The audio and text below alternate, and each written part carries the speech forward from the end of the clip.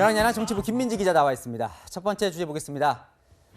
반드시가 왜 어느 후보인지 알겠는데요. 네, 윤석열 후보가 어제 광주 5.18 민주묘지에서 쓴 방명록을 두고 공방이 벌어졌는데요.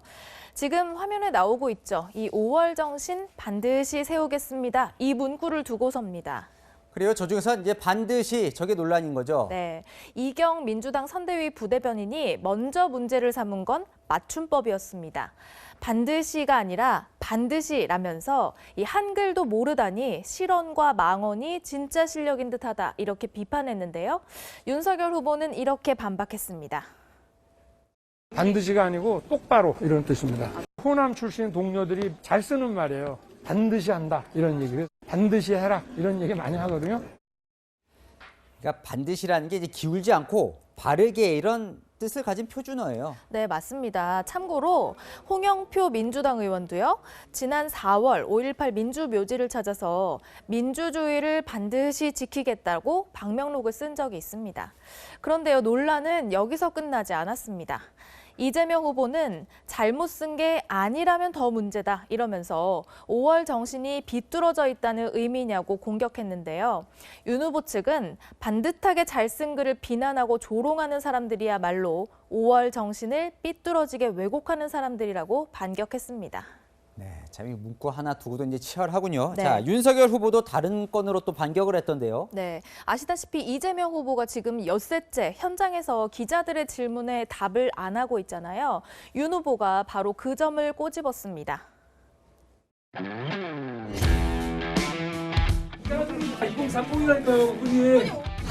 이재명 대선 후보는 핵브리핑을 받지 않고 있는데 후보님은 대통령이 돼서도 하겠습니다. 이거 진짜 대통령 돼서도 한다면 그건 진짜 파격적일 것 같은데요. 네. 자, 그런 생각도 좀 들었습니다. 이준석 대표에게서 받은 비단 주머니 있잖아요. 거기에 저런 전략도 들어있을까? 사실 이준석 대표는 며칠 전에 건넸던 비단 주머니 안에는 사실 신문지가 들어있었다라고 하면서 이제 주머니 내용물 1탄을 공개했습니다. 크라켄이라는 컴퓨터 프로그램인데요. 이게 뭐냐면 온라인에서 댓글 조작 움직임이 감지되면 이를 발견해서 중앙선관위에 신고하는 프로그램을 개발했다는 겁니다. 크라켄은 신화 속에 나오는 바다 괴물인데 지난 대선 때 드루킹이 썼던 댓글 조작 프로그램이죠. 킹크랩을 잡아먹는다는 의미라고 합니다. 민주당의 과거 잘못도 떠올리고 또 온라인 여론도 주도하겠다는 전략으로 보입니다. 네, 새로운 게 또 나오네요. 네, 네. 다음 주제 보겠습니다. 자, 단체 사진 모인 사람들 누굴까요? 네, 21대 국회의원들입니다. 오늘 국회 본청 앞 계단에서 찍은 건데요. 사직안이 오늘 가결된 곽상도 의원 등 몇몇 의원을 제외하고 약 270명 정도가 모였습니다. 국민의힘 김혜지 의원의 안내견이죠. 조이의 모습도 보이는데요. 네, 의원들 이제 다 함께 마스크 벗은 모습 정말 오랜만에 보네요. 네, 원래 국회 개원할 때 찍는 건데 코로나 때문에 개원한 지 531일 만에 찍었습니다. 마스크를 쓰고 한 컷 찍고 또 벗고 한 컷 찍었다고 하네요. 정식 촬영에 앞서서 몇몇 의원들은 셀카도 함께 찍었고요. 또 사진을 찍는 내내 빵빵 웃음도 터져 나왔습니다. 만나 싸우던 여야 의원들이 한자리에서 웃는 모습은 보기 좋네요. 네, 오늘 근데 국회의원들이 좀 민망해할 만한 여론조사가 공개됐는데요.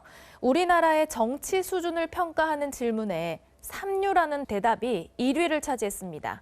인류라고 답한 응답자는 단 4%뿐입니다. 또 정치가 사회 갈등을 부추긴다는 의견도 80%에 달했는데요. 사진 찍을 때만 웃지 마시고요. 국민들을 위한 정책을 머리 맞대고 협치를 한다면 언젠가는 인류 정치라는 칭찬도 받게 되지 않을까요? 글쎄요, 왠지 쉽게 될 것 같지는 않습니다. 야랑야랑이었습니다.